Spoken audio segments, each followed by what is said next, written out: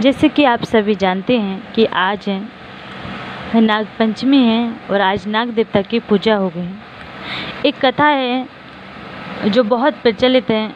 कहते हैं एक बार एक किसान अपने खेत में खेती करने के लिए वक्खर चला रहा था। उसी समय एक नागिन के 3 बच्चे थे। वो गलती से वक्खर के नीचे आ गए उसे और वो मर गए।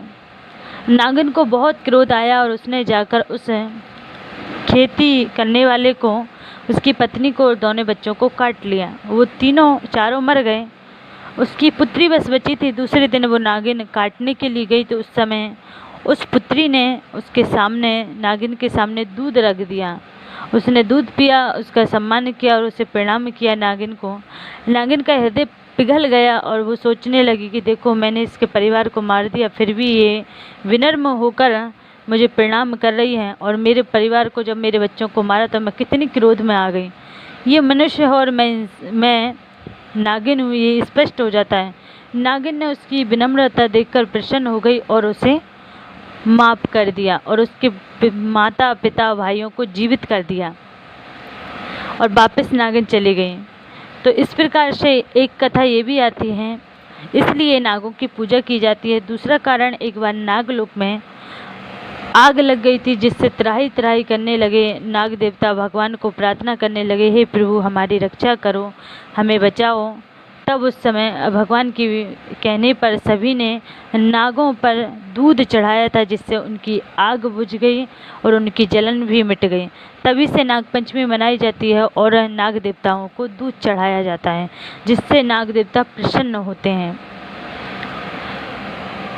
और वैसे भी वासुकी नाग ने जब समुद्र मंथन हुआ था तो उस मंथन में सहायता की थी। वो रस्सी बने थे। अगर वो रस्सी ना बनते तो समुद्र मंथन नहीं होता और हमें 14 रत्न, जैसे गाय है, वनस्पतियाँ हैं, तुलसी आदि है, महालक्ष्मी है, अमृत है, ये सब नहीं मिलते। 14 रत्नों की प्राप्ति हुई थी।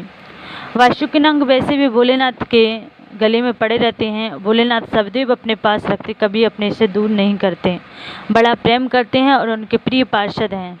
विष्णु भगवान भी शेष शैया पर विराजमान होते हैं, सोते रहते हैं। और जब जब भगवान धरती पर जन्म लेते हैं तब तब शेष नाग भगवान के साथ कभी कृष्ण बन के आते हैं तो बलराम के रूप में सेवा करने आते हैं, कभी राम बन के आते हैं तो लक्ष्मण के रूप में सेवा करने आते हैं। इस प्रकार भगवान की सदैव सेवा करते रहते हैं। भगवान के प्रिय पार्षद और प्रिय सेवक हैं, इसलिए भी वो पूजनीय हैं। हम सभी नाग पंचमी वर्ष में एक बार आती है, सभी नाग पंचमी के दिन नागों की पूजा करते हैं। तो हम सब भी नागों की पूजा करेंगे और दूध चढ़ाकर उनको प्रसन्न करेंगे, ताकि हमारे परिवार को और हमें किसी